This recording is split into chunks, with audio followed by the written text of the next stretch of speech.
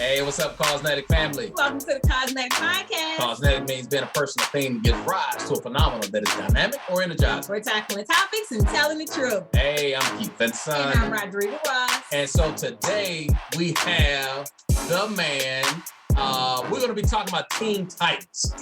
And you guys are going to know why in a few moments here, because you're going to hear from Curtis Lemieux, straight out of Houston Association. He's executive director for youth development, and he's had a long career in camping. And so Curtis is going to talk about Innovate Series a little bit. This is our one of our installments with YUSA Innovation Series that we're doing. So Curtis, you've been with the Y, if I read your bio, 21 summers. Then who counts it as summers though? Like most people say years. You call it summer? So now 21, we could take like 21 of any time of year. So you don't work in the fall, Curtis. Well, people in the camping world, we love to celebrate how many summers we've been at camp, and the Y, we love to celebrate how many years we've been at the Y. So we're going to go with 21 summers right now. Okay. Makes sense. Okay. I love it. Because some people would so that they can disguise their age a little bit.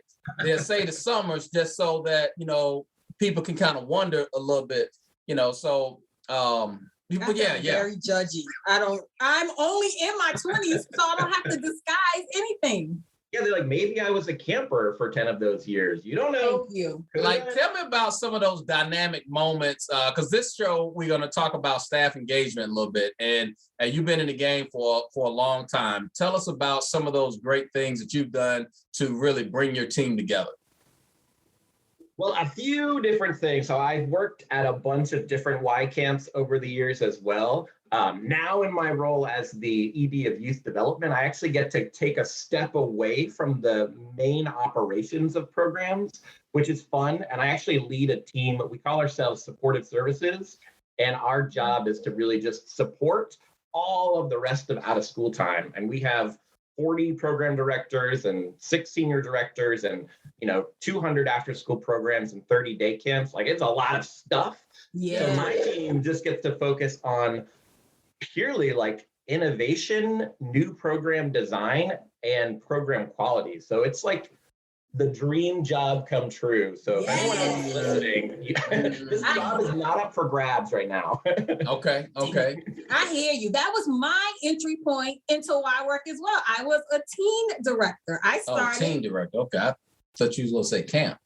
No, I was from Brooklyn. I didn't go to camp. Yeah, I didn't think so. I did. And as a teen director, the first time we had to go to an outdoor camp, a whole experience. I'm still traumatized. That is another podcast altogether. I was traumatized. I will join that podcast for sure. Yeah, it was very outdoorsy. Yeah. Camp. Well, I tell you what, let me ask you about that right there, because not a lot of African Americans have always gone to camp. Right. So what have you done over time to just make that, help close that gap and make them feel a little bit more comfortable when they come into that space? And not just African Americans, but I would say people of color in general. Yeah. Yeah, I think a lot about it's definitely representation. So when you're putting your staff team together to run a phenomenal program, if the kids you want in your program are not represented by the staff, it's going to be really hard to create a safe and welcoming environment. And while I'm not in the resident camp world right now, I know there are a lot of people that are working on equity and inclusion and what that looks like in the camping world, because I think the Y has recognized for a while now that it's a space we have to do better in. Yeah. And I know there are a lot of really great people that are working on how do we do that?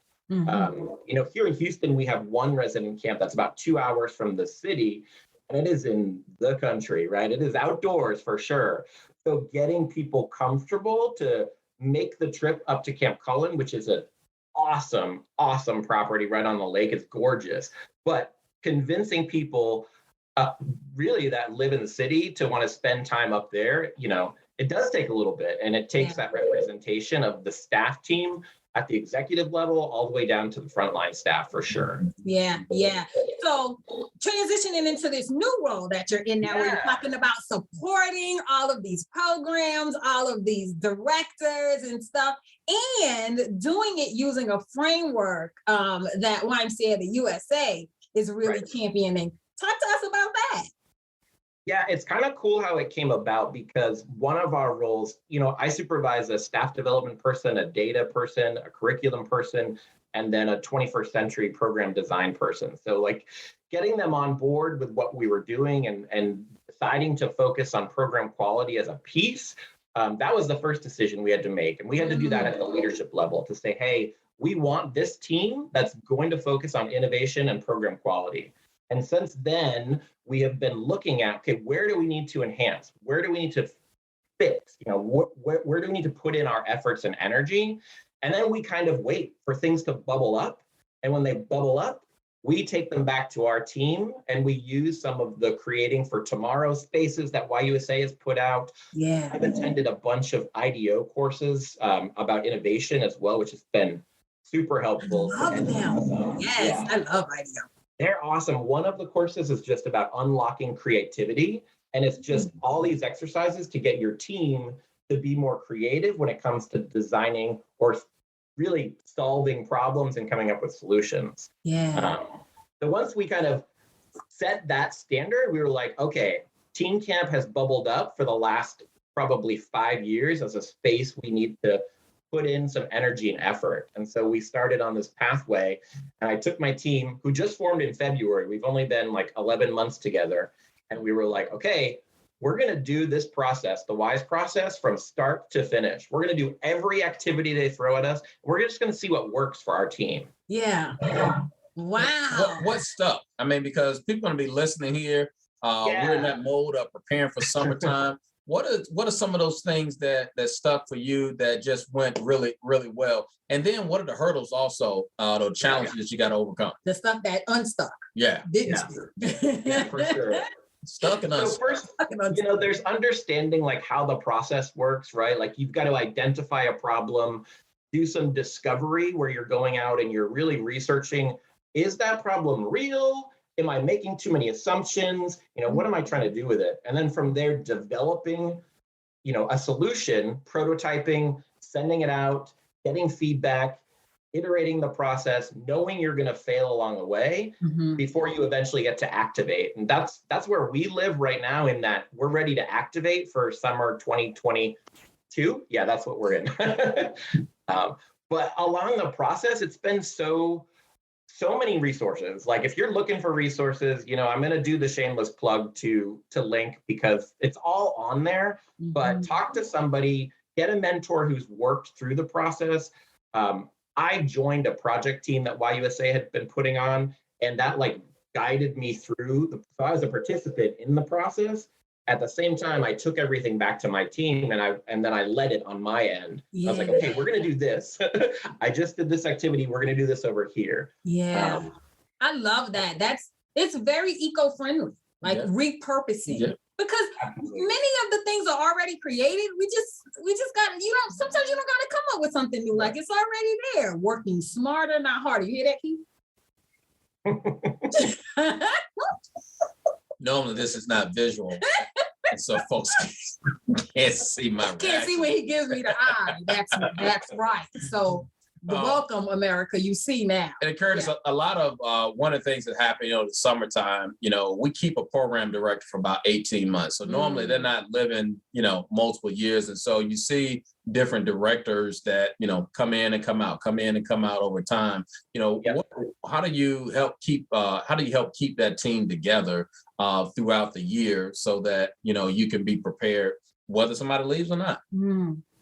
Yeah, I think one of the things that I've always told my teams when I've been working with them is that, a measure of success of your program is, can it live on when you're not here? You know you're going to move on to another role. You're going to take a step up. You're going to take a step to a different direction, perhaps. So you've got to have your basics down and be able to leave the program at a better place than where you got it. We're going to go through a lot of evolutions, especially when we're talking about teams and teen camp. And team programs, they have changed within the last 3 years, within the last 3 months, within the last 5 years. Teen programs today look way different than when I may have been, a teen camp director a few years ago, right? It just looks a few years ago. Yeah, a few years ago. So you have to keep that. Actually, I ran a co-ed overnight teen camp in a village with tents. That was one of the most stressful summers of my life. So Yeah. I'm stressed listening. Well, give me 30 seconds of understanding what you just said, because that just didn't register with my yeah. Co-ed? No. So I had 40 teens, 20 boys and 20 girls that were about probably like a 15-minute walk away from the main part of the camp. And then I've got 4 platform tents with the boys over here, and then 4 platform tents with the girls on this side. It was an amazing, amazing experience and a dynamic. I mean, I had those kids at least 2 weeks, but most of them were there 4 to 8 weeks at a time. So we really got to dive into their experience and really helping them to grow and develop as leaders. A lot of them go on to become leaders in training in future camp programs. So I will plug, that was at Camp Hazen YMCA in Connecticut. I have some great friends that are still there, so I had to plug that as well. Nice. All right. So early on, you talked about innovation, and I love the fact that you guys were intentional, that you were going to focus on innovation, which I think scares people because innovation is not easily quantifiable, right? And so it's very hard to put, especially when you're operationalizing these things, right? Yep. It's very hard to say, if I'm innovative, it's going to produce this. Like, we know inherently that innovation will produce some kind of revenue or some kind of growth, but it's so hard sometimes because of that fail forward dynamic that always happens. So talk to me about how you keep your team energized and you keep other people engaged to give you guys the leeway to continue to ideate and innovate, even when there's sometimes a dotted line, not necessarily a straight line to this idea made this much money or had this kind of impact on operations. Yeah, that is a really great question. Lots to kind of digest there. And I think for Houston, why we had to decide as a leadership team for out of school time that we were going to focus on that. So once we said that, it was like, okay, Curtis, you now have free reign to innovate where it makes the most sense. And people get stuck because they associate innovate and create, or creative and innovative, really as the same characteristics. And they have some similarities, but both of them can be taught, which is exciting. Many Y professionals, we already have a culture of innovation. We create new stuff all the time. Yeah. And I think for my team now to then kind of show the return on investment for all of this time spent is to show that the quality of the program that we're innovating is increasing. Program quality increase, participant numbers increase, satisfaction scores increase, all of those things tie in, but you don't see them for a long time. Right. Everything we've been working on right now, you won't see until 2022, 2023 even. So it is a hard investment, especially when we're thinking about the times that a lot of, we're still working through a global pandemic and trying to figure out what we should do and what we have to stop doing.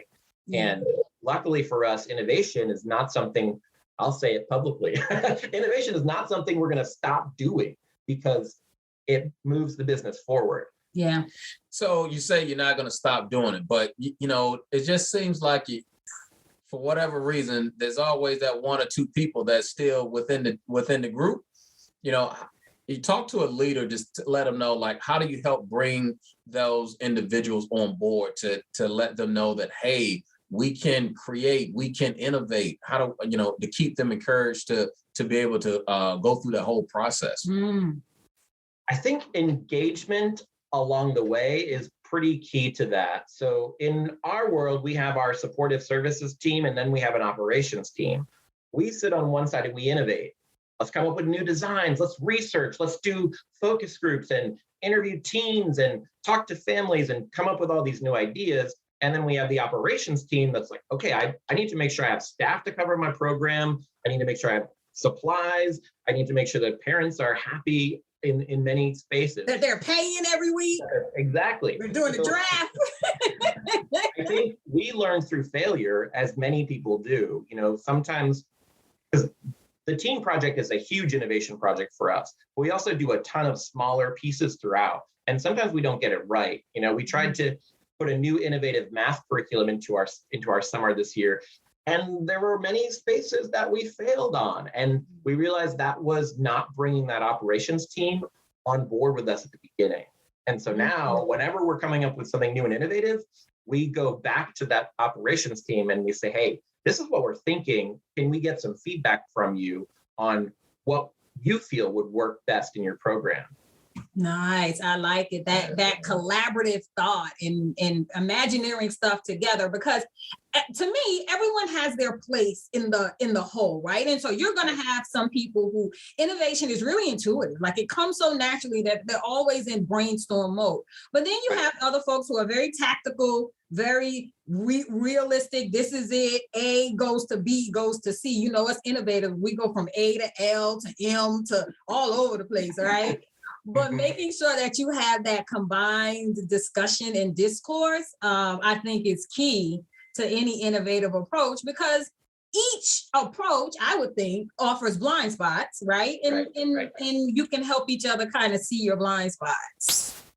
Yeah, and if you've got someone really tactical who has trouble getting unstuck or cannot unlock their creativity, just start with a few small activities at your next staff meeting or your next Zoom call, just to get them used to the idea that, oh, we're gonna think creatively more often than maybe you're used to. Yeah. We're gonna come up and with that they can live through it, right? Like some people are so scared. Like if I do this activity, I was like, nobody blew up, nobody's bones are broken, there was no bloodshed. It's fine. Like it can happen.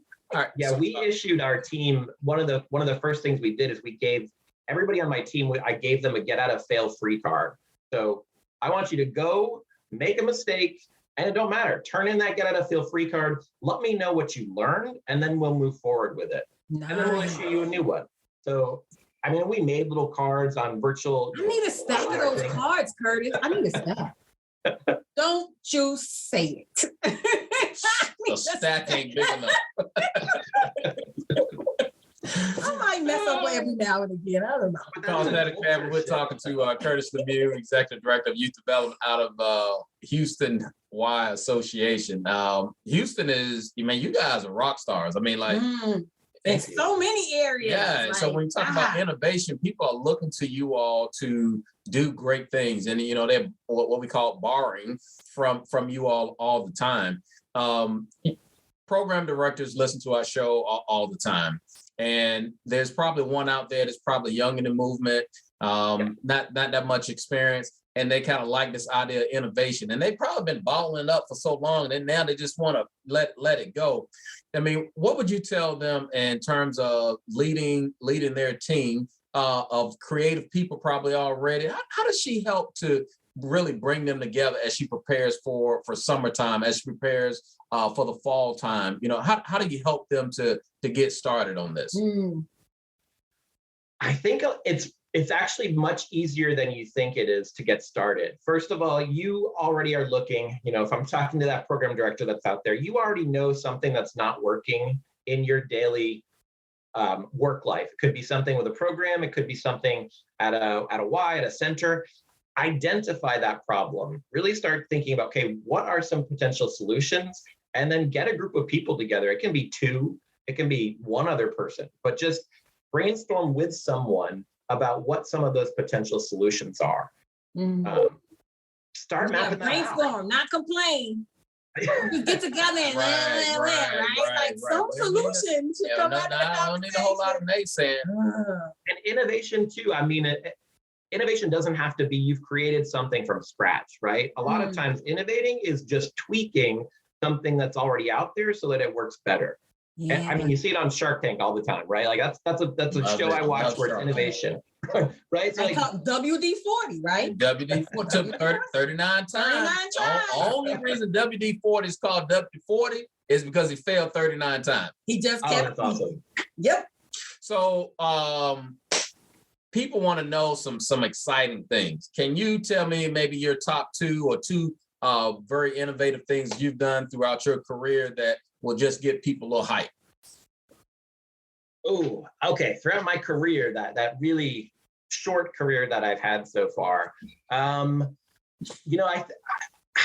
prior to maybe this last year, I didn't even think of myself as someone who was an innovator, right? I just did what I thought would work best, right? That's what I did as a program director. And I can think back at one point when I first moved to Houston, but I was responsible for this really cool property with tree houses and teepee villages and boardwalks. It's an amazing property. We don't have that property anymore. But I remember one of the things, because I came on board and I was going to run their summer camp program, but I also had the building for, the other 9 months of the year. And nobody was really telling me I had to do something with it, but it just made sense to find ways to bring the community in. And I tried so many different things to, from offering environmental education to homeschool people, to family campouts in the teepees where they could, reserve their own teepee space, to corporate team building, just to see what would work. Many things were awesome. Many things did not work. And we just continued to move forward to come up with what would really stick in that space. Nice. So I'm sorry, I know you had a question, but let me jump in because you said something I thought stuck out to me. You said, nobody ever told me. I'm a period, right there. Nobody ever told me. Why does somebody have to tell somebody what to do, especially when we talk about innovation? Does that need to happen? I don't think it does. It in my mind, it shouldn't, right? Like if you're really thinking innovation and you're trying to figure out, okay, what would be the best fit for this space, these kids, this community, a lot of times in the why, we can just do it. Like, yeah, we got to let somebody know, right? Like a lot of supervisors know you're planning to move in this direction, right? But you don't have to wait around for somebody to give you a specific directive on that, especially when it comes to innovation. If you see a problem and you have a solution, go for it. Bring a few people on board and come up with an even better solution, right? Love it. I like that. That's another podcast. Permission granted. Like, how do you just take it upon yourself to do these things? Because we have definitely heard in conversations with people across the movement, across genres, whether they are in teams or membership or health and wellness, whether they are in camps, outreach, they're inward facing, association office staff. This whole idea of getting permission is a little bit pervasive, right? And so in this whole innovation series, hopefully, I hope what people are garnering is that you don't have to wait for permission to be creative and innovative and problem solve, right? Do things that take the organization to the next level, that makes us more effective and efficient. You're probably not going to get a sticky note on your desk, right? And tell you, because the reality is, sometimes, many times, the leaders in those spaces, they don't experience the pain points of the program the way you do if you're frontline in it every day. So they wouldn't give you permission to fix that problem because they may not know it exists, right? But if you do and you're there, then ideate. And when we talk about, not asking for permission, I mean, we're not talking about role, but we're just talking about you being a leader and going on and lead in that space right there. We want you to be creative. We want you to be innovative. Yeah, because I had a great idea that I probably should have got permission for. I wanted shoes to be an integral part of everyone's. We should get paid. We should get a shoe stipend. I didn't get permission, Curtis. He didn't get permission to say that right there. So Curtis, you were about to say something that was relevant to the topic that we talked about. Shoes are always relevant. Are you kidding me? Yeah, put them on your feet, keep walking. All right, next. I'm so disappointed in him right now, Curtis. I'm so disappointed. I was thinking about, sometimes it comes down to culture in a lot of spaces as well, right? Like have you created a culture in your organization or your department that allows for people to take risks, one, and for people to move without specific direction is the second one. And camp is a cool space to do that because you, as a program director, you can role model that to, a number of part-time, probably seasonal staff members, and they will move forward with their own program designs, their own pieces, if they see that you've created that culture. I remember another camp I went in and I took over, and I thought I had to write all of the activity schedules. And this was a camp for 350 kids. It's awful to do all that. Until I realized the part-time people, they didn't even want that, right? Like they wanted to make their own schedules. All they needed was, they thought they needed permission, right? All they needed was permission to do so, and then maybe a template to get them going. And then they would innovate on their own. And the stuff they came up with was far better than what I could have put onto paper. I like model it. And create a culture is key. It's definitely about culture. I love that. Are you creating a culture of innovation in your spaces, Keith? I am. Are you sure? I'm glad that you mentioned that. So I am the esports guru. Not guru. He is esports knowledge adjacent. Let's tell it right. Not the guru. Well, I just happened to borrow some information from a few people. Exactly. That I then spill out to when I'm talking about this. Environmentally friendly. Well, you just talked about recycling. And then had the unmitigated goal to call himself the guru. What? I was talking to my son the other night. I was telling him, like, yeah, son, we're doing this and that in esports. Like what? You doing what? You don't even play video games. What? You don't even know the different things on the joystick. What? You're the who? Oh, okay. Joystick. So is that thing? You go. And I rest my case. It's over. I think if you compare my knowledge to yours, you might be my esports guru because I know nothing about that. But we have one in Houston now, so I need to get over there and learn about it. So I know, I heard. As I said at the beginning, you guys have everything down in Houston. You got your mobile Y concept going. You got esports going out there. You got a brand new outdoor pavilion branch. Amazing work going on in the equity space. I mean, so when you talk innovation, Houston is known for that. You know? So hey, everybody who's listening out here, give our friends a call down in Houston. Good job, Houston. Just out here running things. Thank you.